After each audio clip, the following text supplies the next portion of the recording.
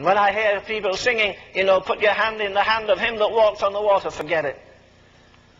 Or the new song that's now, shake hands with Jesus. Listen, when you see Jesus, you're not going up and say, hey buddy, I'm glad you died for me. When you see Jesus, you'll be almost paralyzed with fear unless you had a glorified body and a glorified mind.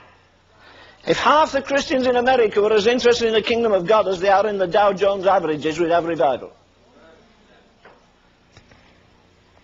Are you prepared to challenge demon power and say, listen, I've moved into the place where the Apostle Paul was when he said, I glory in tribulation, in necessities, in reproaches. Because if you're going to get mature in God, all the dwarfs around you will criticize and sneer at you and say you're trying to be holier than the rest of us, huh? But if there are 1,000,000 roads into hell, there's not one road out. That if they continually sing in heaven, worthy is the Lamb, in hell, the only thing they sing is the harvest is past, the summer is ended, and we're not saved. All that are in the sea and all that are in the grave. I crossed the Atlantic, I guess, about 18 times on the Queen Mary, Queen Elizabeth, United States, and after dinner at night, when people went to smoke and drink and dance and everything else, I walked up and down the deck, and almost every time I crossed it, I looked overboard and I said, hey, you down there, you're going to get up one day. You buccaneers who died in the Spanish Main, stealing treasures, and the folk that sank in the Lusitania, and the people that sank in the Titanic, and the people that sank in all the great ships during the war, at the voice of the Son of God, they're going to rise. Millions of them, billions of them, trillions of them. And they're all going to stand at the judgment seat of Christ. That's going to be a spectacle. Oh, where is it going to take place? I don't know. You see, this book of the Revelation is not only at the end of the Bible, but it deals with the end of time, and then it deals with things that happen at the end of the time. And it's the only book in the world which is authentic.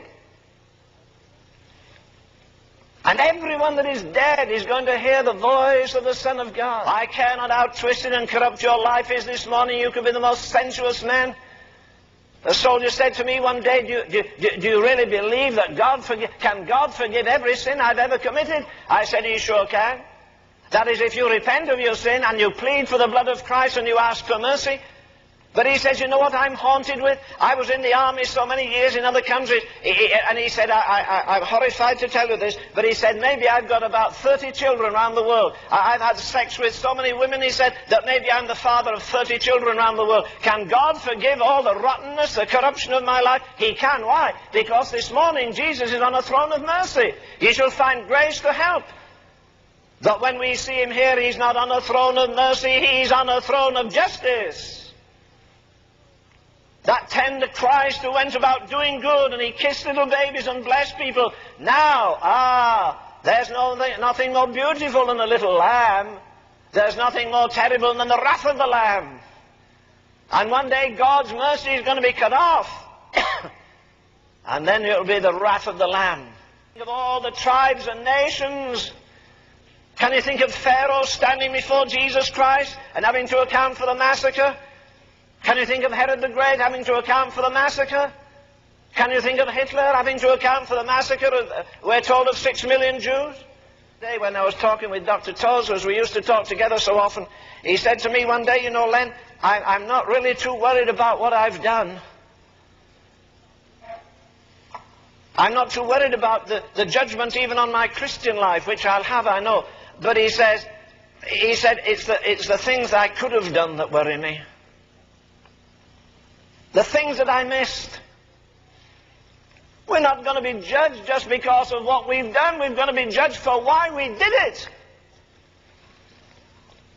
Not for the action, for the motive. What motivated your giving? So you'd have a plaque with your name on? Or you'd be the top of the list for giving money? Why? What's the motive behind it? I discovered this poem just yesterday. It's called His Plan for Me. I didn't have time to memorize it. When I stand at the judgment seat of Christ and he shows his plan for me, the plan of my life as it might have been had he had his way, and I see how I blocked him here and I checked him there and I would not yield my will, will there be grief in my Saviour's eyes, grief, though he loves me still? Would he have me rich and I stand there poor, stripped of all but his grace, while memory runs like a hunted thing down the paths I cannot retrace? Lord of the years that are left to me, I give them to thy hand. Take me and break me and mold me to the pattern that thou hast planned.